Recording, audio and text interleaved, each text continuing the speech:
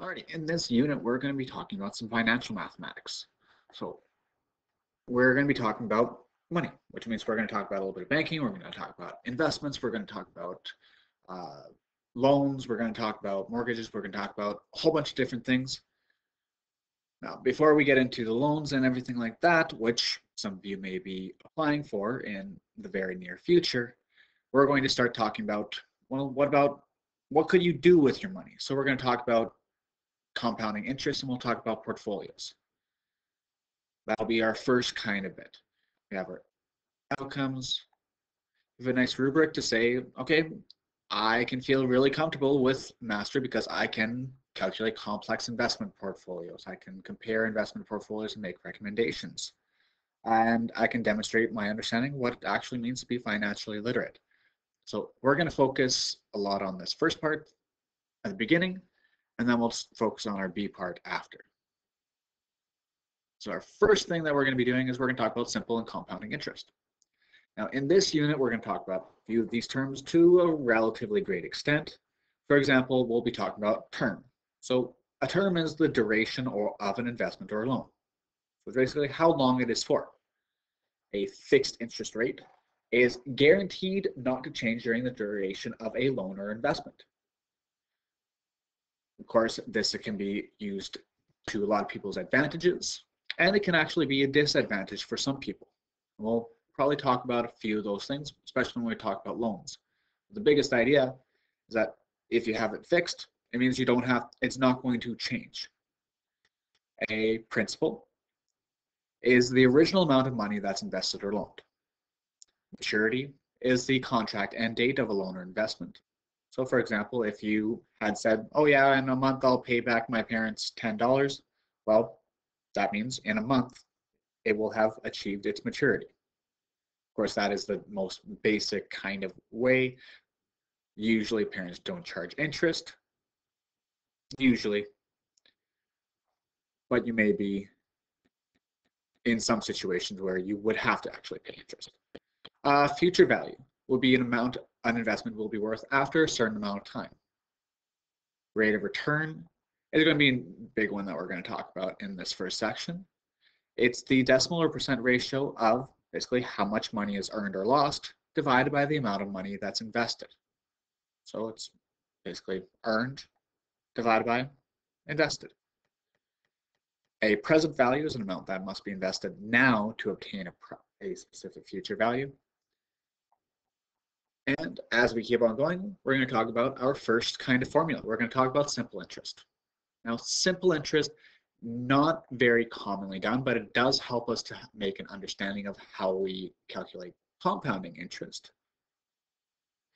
Our simple interest is interest that is owned or earned on the original principal only, which means if you were to owe $10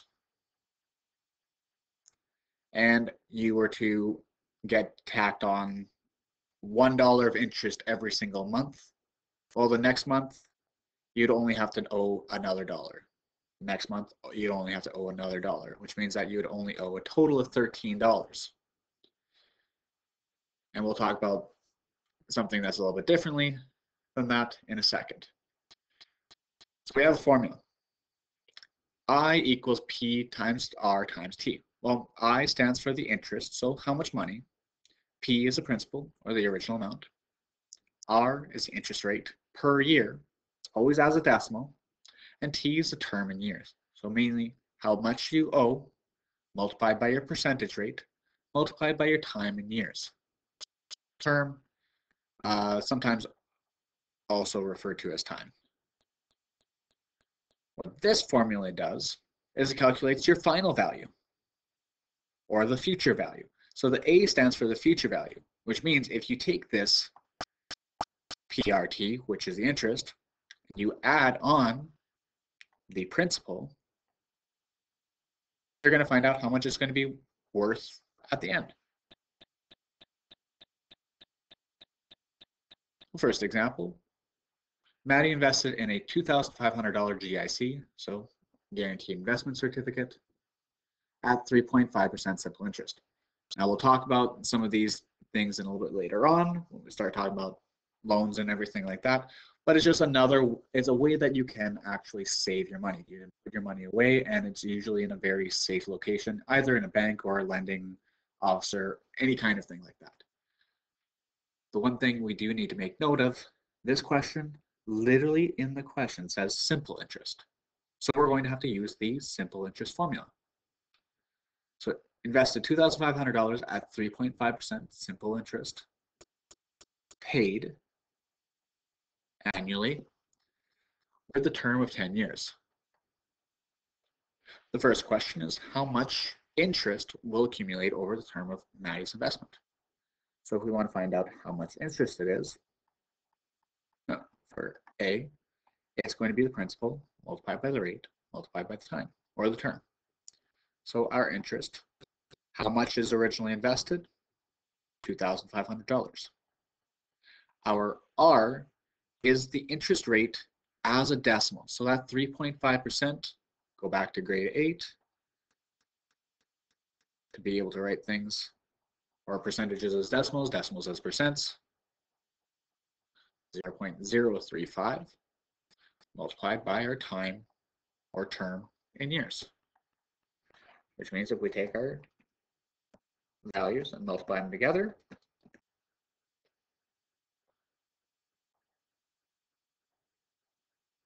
it comes out as $875. So therefore, the question is asking, well, what is the future value going to be? So B. The future value is just going to be how much was originally invested, the principal, adding our interest. So our principal is $2,500 plus our interest. Now we've already calculated what it is. We don't really need to put our values back in. We know that's going to be $2,500 adding $875.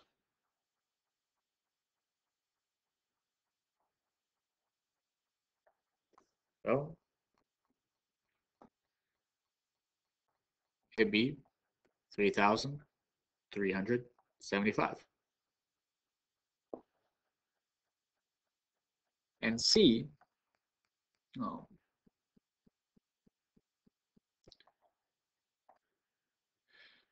is asking for what is Maddie's rate of return. So the rate of return is calculated by finding how much money was earned divided by the total amount invested. In this case, the amount of money that was earned was $875. The amount of money that was invested is $2,500. So we do that division, we get 0.35, which means that's the decimal, or in other words, 35%. Meaning, Maddie has earned 35% of his original investment by just being able to leave his $2,500 in a 3.5% simple interest earned over 10 years. Now, I mentioned that simple interest is a little bit more basic because, yes, you earn $1, $1, $1, or you owe $1, whatever it is. But that's not the only way, and it's actually, simple interest is not very commonly used, especially not on the banking level. What banks do is they use compounding interest. So compounding interest means that you earn interest on your original principal plus any principal previously accumulated interest. So we'll talk about loan, or we'll leave our loans off for a moment. That should have a D in there. So we'll talk about investments. For example, if you were to put $10 away, well, after the first month, you may earn $1 of interest, which means you're going to have $11. But if that's a 10% increase, we'd have to find out what 10% of this is going to be, which is actually going to be 1.1, which means after the after the second month, we'd have $12.1. Next month, we'd be earning another 10%.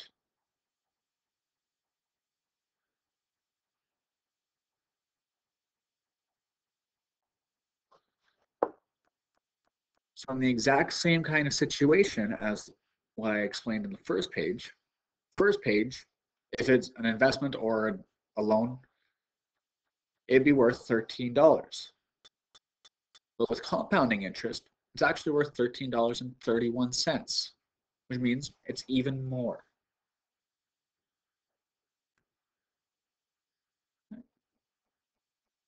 So here is our formula. The A is still the exact same as before. It's still our future value. P is still our principal. Then we can calculate our interest. So the amount of interest is simply taken by taking our future value and subtracting how much we had already put in. That is a quick typo. It should just be saying the exact same kind of information. R is still our rate.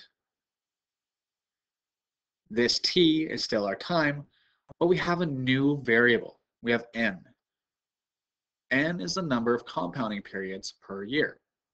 So for example, if something is compounded annually, it means that on the same day every single year, or same kind of general timeline, it would be earning interest. Semi-annually means that it would be earning interest 2 times a year. Quarterly, it would be earning interest 4 times a year. So you could say the end of March, the end of June, the end of September, the end of December. Monthly, if it's earning interest every single month, well, it would be January 1st, February 1st, March 1st, April 1st, May 1st, June 1st, July, so on and so forth. Weekly, there's 52 weeks in a year. Or there's a daily situation, and there's 365 days in a year. We usually ignore leap years, though it can be to our benefit if we are dealing with a leap year. Our second example, Ewan and Rena both receive a $1,000 prize in a story writing contest. Ewan, that should be a V. Evan, there we go, that makes more sense. Evan bought a $1,000 simple interest GIC with his prize money. It has a 5-year term and earned 3.6% paid annually. Rena bought a $1,000 compounding interest GIC with her prize money. It also has a 5-year term and earns 3.6% paid annually. How do the future values of Ewan's and Evan's, and Rena's investments compare at maturity?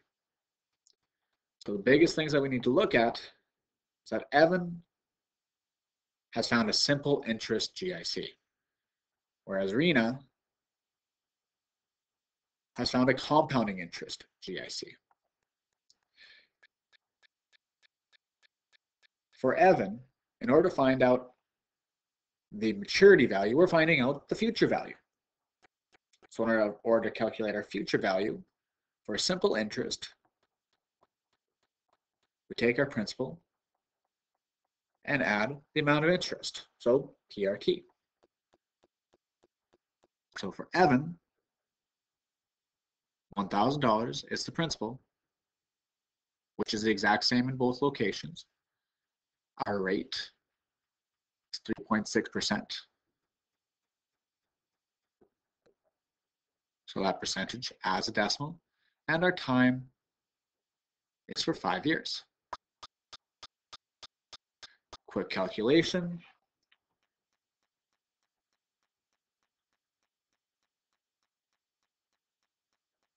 Means that his investment has earned $180 of interest, totaling $1,180. Rena, on the other hand, has earned a compounding interest GIC, and our formula is right up here.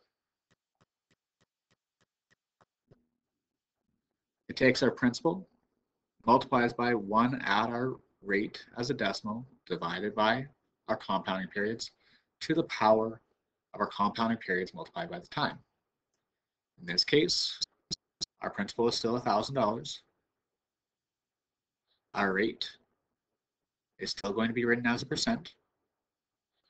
We have an N.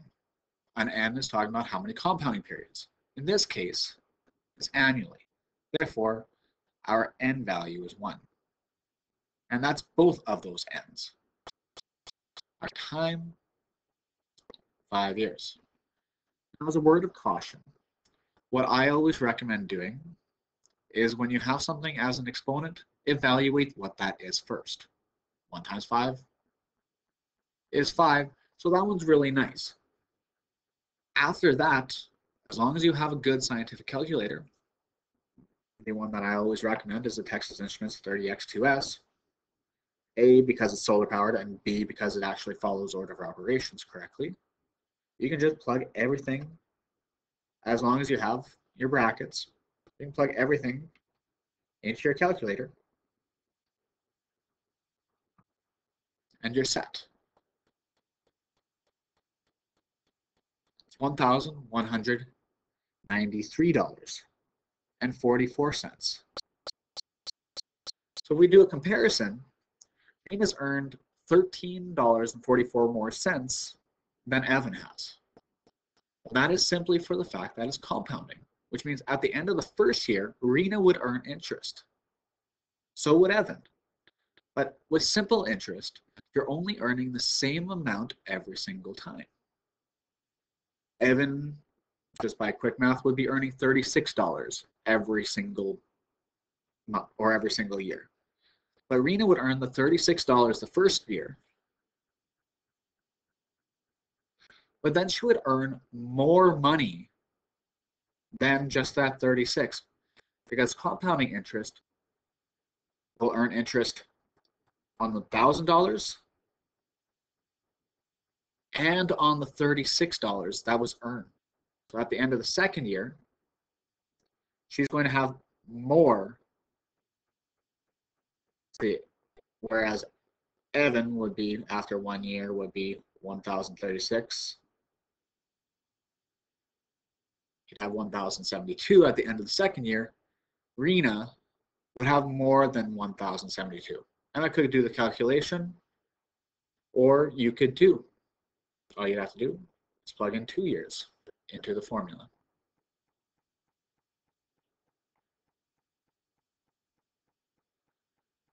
Third example, Matt has invested a $23,000 inheritance in an account that earns 13.6% compounded semi-annually.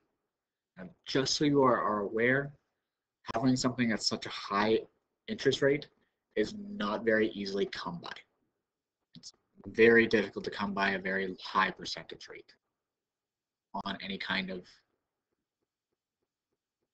investment. So on an investment, it's very hard to find a high interest rate, especially if you're working with a bank. They don't like to have very high interest rates, but that allows them to stay in business. At the same time, it still does allow you to earn money, but the amount of money that a bank has to earn is going to be more than the amount of money that they can give you, because they have to stay in business. They are a business, they have employees to pay, and at the same time, they're still giving good amounts, and it's quite safe in banks. Compounded semi-annually, the interest rate is fixed for 10 years. Matt plans to use the money for a down payment on a house in 5 to 10 years. So the question is, what will be the future value of the investment after 5 years? What will be the future value after 10 years? So 5 years and 10 years. Our formula is still going to be the same.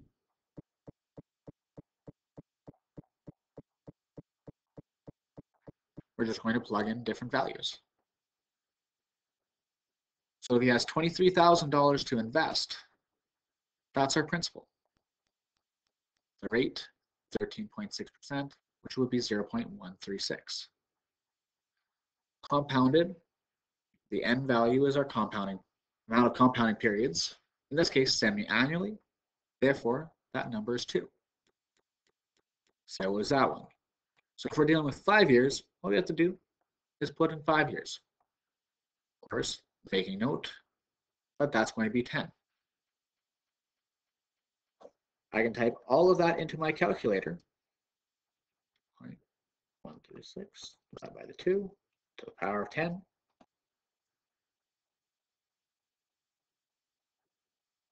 Get $44,405.87. For the 10-year investment, the only thing that's going to change is the T.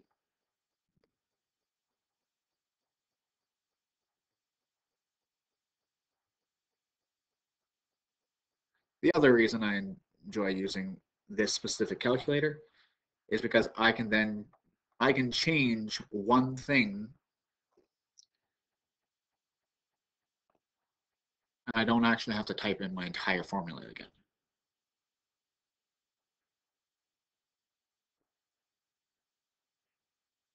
$8.5. I'm in no way sponsored by Texas Instruments. I just like their product. I would like to see their graphing calculators do the same kind of versatility, but that's just me personally. But, so after 5 years, it'd be worth $44,405.87. After 10 years, it'd be $85,733.96. You'll notice that we can find out exactly how much interest has been earned. So for example, if we did subtract our original 23,000,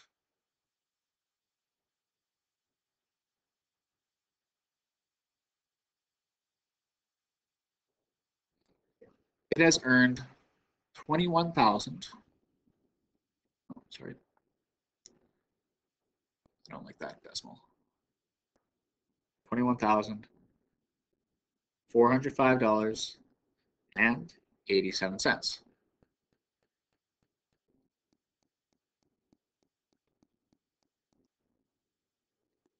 Whereas in the other situation,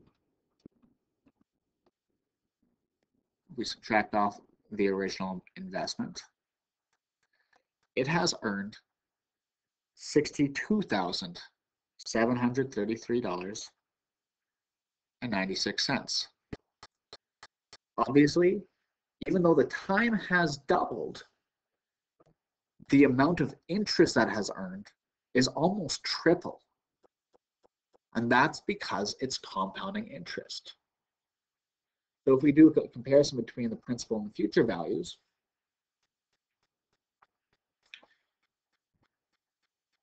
the 5-year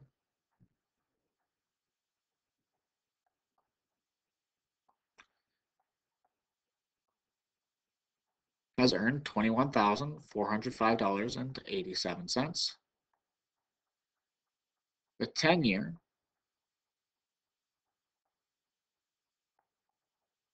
has earned $62,733.96.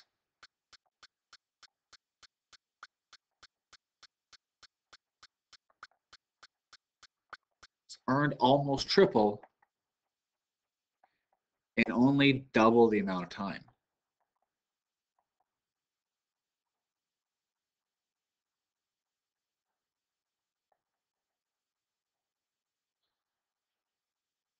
Now, if the investment had earned only simple interest, would the relationship between the principal and future values have been the same? So let's calculate that out. Our simple interest formula being P add PRT.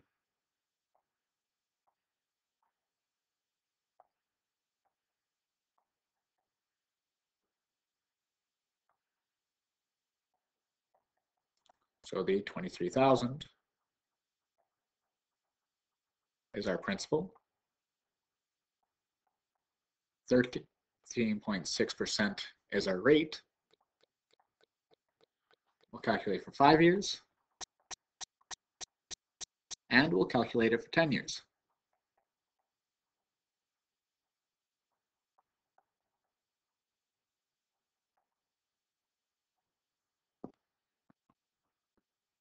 First,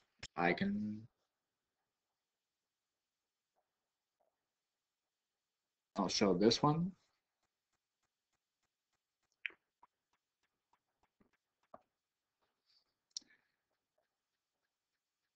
It would have earned $15,640,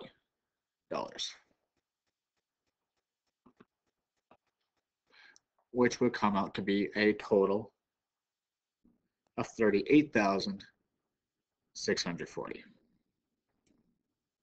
Whereas a 10-year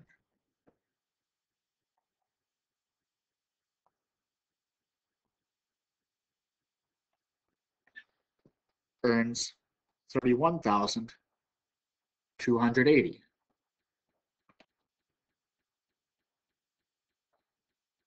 Which is $54,280 total value or future value. If we compare these two numbers, 15,640 and 31,280, this is only double. The time has doubled, the interest has doubled, and that's what happens with simple interest. It only is going to double if you have double the amount of time. Compounding, yeah, it's almost tripled. So it's not the same.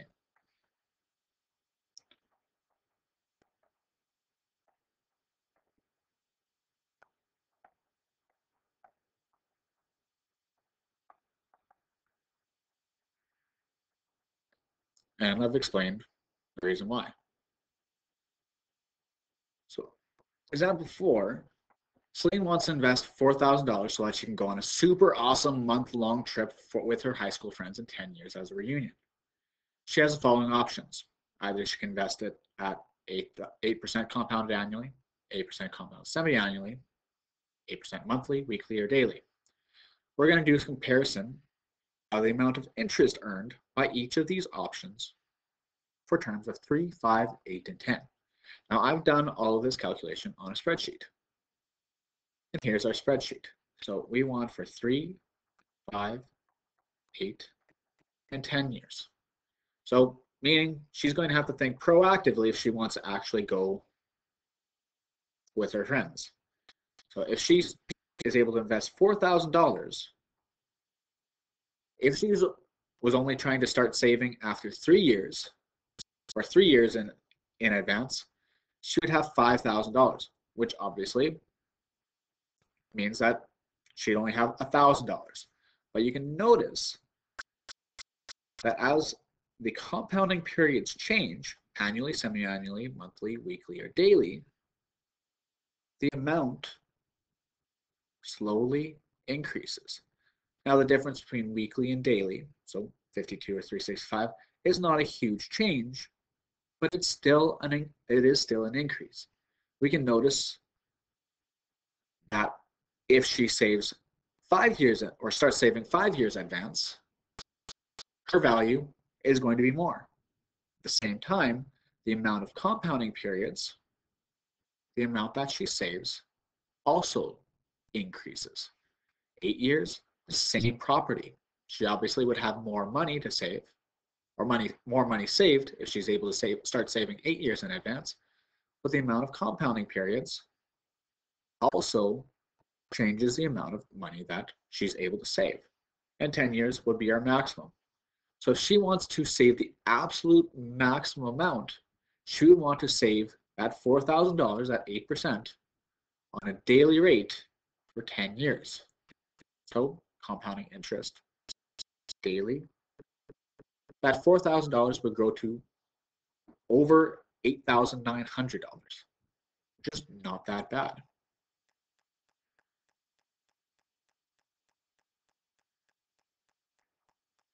So we've done a nice comparison. After 3 years, she would have earned just over $1,000 of interest. At the same time, the more amount of compounding periods, more interest earned. Actually, I'll put that.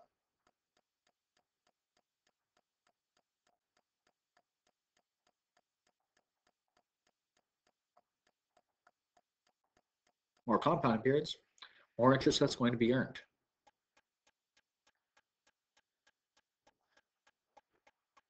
And now we're going to deal with one more formula in this section. We're going to talk about the rule of 72. Now, the rule of 72 estimates doubling time. So it estimates how long it would take to double the principal using annually compounding interest. So our fifth example is we're going to use the rule of 72 to estimate the doubling time for each investment. So we're going to notice about the effect of compounding frequency on the accuracy of this estimate. So we're going to invest $5,000, 8% annually, 70 annually, quarterly, monthly, and daily. Now I have that right here. What we'll notice is that if we're able to invest $5,000, how long does it take that $5,000 to double? In other words, we want it to grow to be about 10,000. We'll see right here, this $9,995. I don't have this one rounded, but obviously it would just be to 2 cents. It's only about $5 shy of doubling. But we'll notice that it would be 9 years, which is actually what that formula is stating. If we take 72 and divide it by our percentage rate, now it does have to be as a percentage.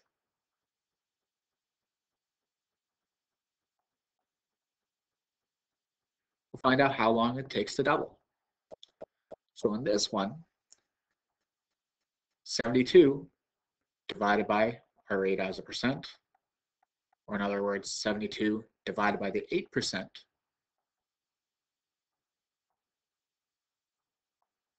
it takes 9 years. So I'm just going to put that over here. 72 divided by the 8 is 9 years. Now it also asks us to notice the difference of how the compounding frequency changes that doubling amount. We can see that if this investment was compounded semi-annually, we'll be earning well over $10,000. So, well, $100 is still considered well over $10,000. Same time, monthly, we have almost $200 more. Weekly, almost $250. Daily, over $270 extra. So the more compounding frequency does adjust our amount. Now, this is only going to be a rough estimate. It's not going to be perfect, but it does help us to have a nice estimate. So if you want to find out how long it'll take for $1,000 to grow to $2,000 or $1 million to grow to $2 million, all you have to do is take 72 and divide it by your percentage rate.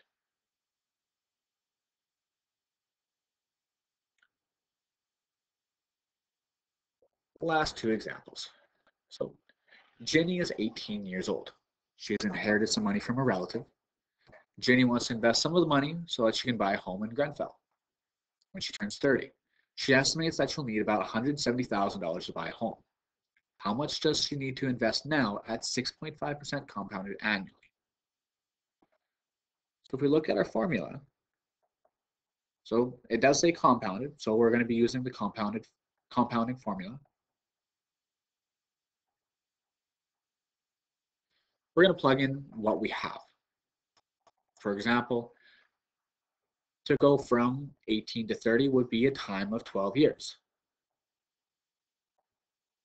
We know what the percentage rate is, 0.065, compounding annually.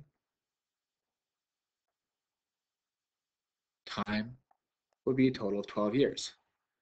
But the question is, what is this $170,000?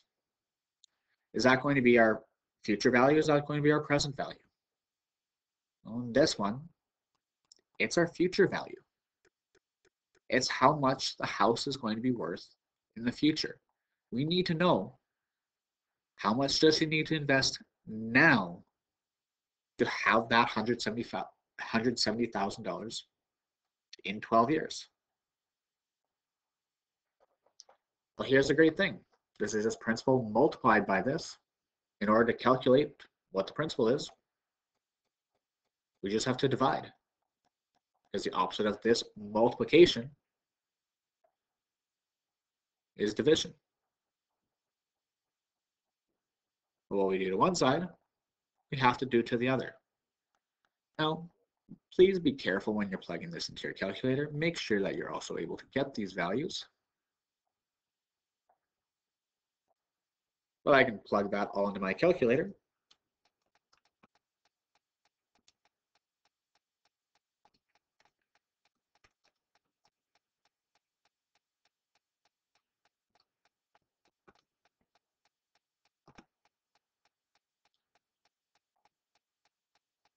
And I get $79,846.09. So if you actually had almost $80,000 if you were able to just put it away in a bank account at 6.5% compounded annually, she would not have to take out any kind of mortgage. She would not have to make annual, or she would not have to make monthly payments or annual payments. She would just be able to buy the house completely outright. Now, normal middle class people don't have $80,000 just laying around. That's why we do have to take out a mortgage. We do have to talk to the bank and get the opportunity to do that. Last example. Laura's invested $15,500 in a registered education savings plan, so an RESP. She wants her investment to grow to at least $50,000 by the time her newborn enters university in 18 years. What interest rate compounded annually will result in a future value of $50,000? We're going to round our answer to 2 decimal places. So again, it says compounding. So we're going to use the compounding formula. So the question is, what are we looking for? Well, we're looking for the rate. So we're looking for that. We should know everything else then. We know that the future value is going to be 50 grand. The present value is 15,500.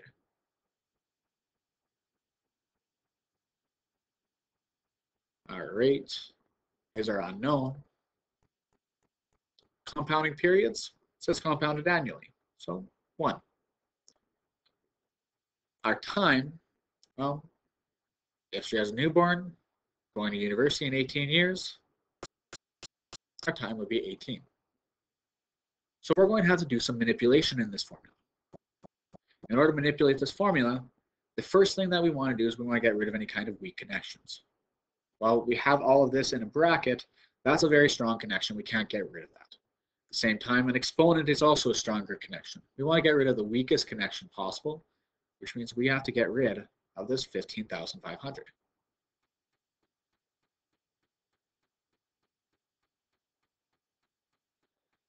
So 50 grand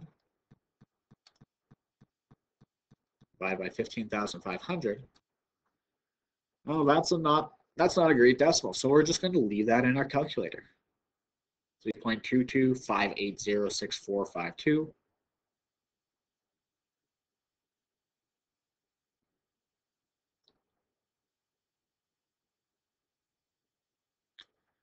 Our next step, well, this rate is inside the brackets, which means we're going to have to get rid of anything that's outside of the brackets. We're going to have to get rid of that 18.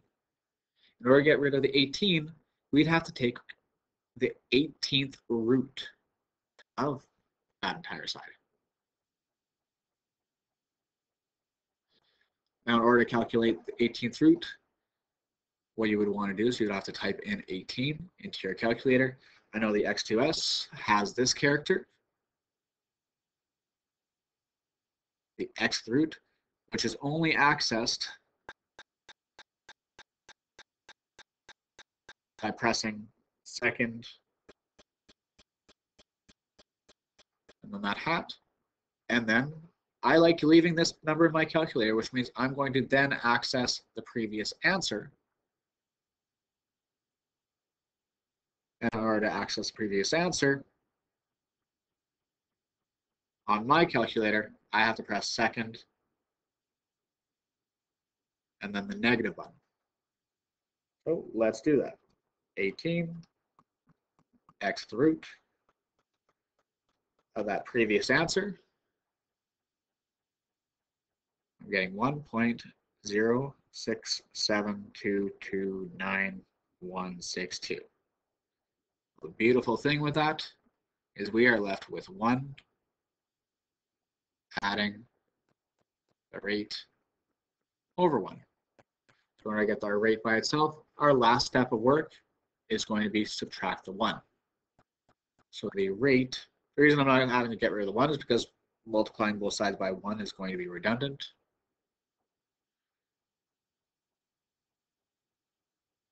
.0.067229. So our rate